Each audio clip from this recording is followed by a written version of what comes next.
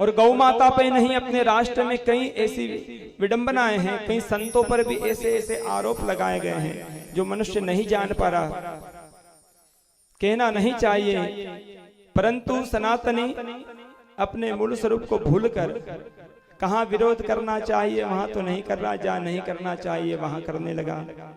ऐसे ही एक तत्वज्ञानी संत जिनको कुछ लोग गलत मानकर ही सही, जो 12 साल से पीड़ित है कारागार में, आसाराम जी पूज्य बापू के विषय में हम कह रहे हैं। लोगों को जिनको लीला नहीं पती, ऐसे कई सारे संतों के ऊपर इतना अत्याचार हो रहा है और बाद में कई सालों में जाकर मालूम पड़ता है कि निर्दोष पाए जाते हैं। सनातनी होने के बाद भी विरोध नहीं। आप हमको ऐसा विरोध नहीं करना है कि पटरियां उखाड़नी या कुछ भी, अहिंसा नहीं करनी है, पर सत्य के लिए लड़ना आवश्यक है, आवाज उठाना आवश्यक है। परम पूज्य बापू के कुछ ऐसे संकल्प हैं जिससे जन कल्याण हो रहा है। आज मातृ पितृ पूजन जो हो रहा है संपूर्ण विश्व बना रहा है, और सनातनी नहीं, यही कार्य अब मुस्लिम वर्ग भी कई देशों में बनाया है, देखा है और बड़े स्वीकार कर रहे हैं। एक बार आप में से किसने बनाया हो या नहीं, पर एक बार मातृ पितृ पूजन दिवस वैलेंटाइन डे को उन्होंने विरोध करने हेतु ये बनाया और पूरे राष्ट्र की संतान को सन्मार्ग पे लगाया। एक बार कभी बैठ जाइएगा ना, अगर आंखों से आंसू टपकने लगे तो कहना।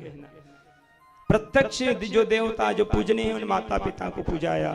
ऐसा ही एक और सत्संकल्प जो तत्वज्ञानी होता है, उनके संकल्प से ही समय बदलने लगता है। ऐसे ही पूज्य बापूजी ने तुलसी पूजन दिवस बनाया है 25 दिसंबर को। प्लास्टिक के वृक्ष को पूजने से कुछ नहीं मिलता। तुलसी माता जिससे कई प्रकार के रोग नष्ट हो जाते हैं, जिसका इस लोक में भी कल्याण हो जाता है जिसकी पूजन से, और जो वह दूसरा परलोक भी सुधार दे। कहते हैं जिसके पास तुलसी हो और मृत्यु अगर होती है तो उसे यमदूत नहीं ले जाते।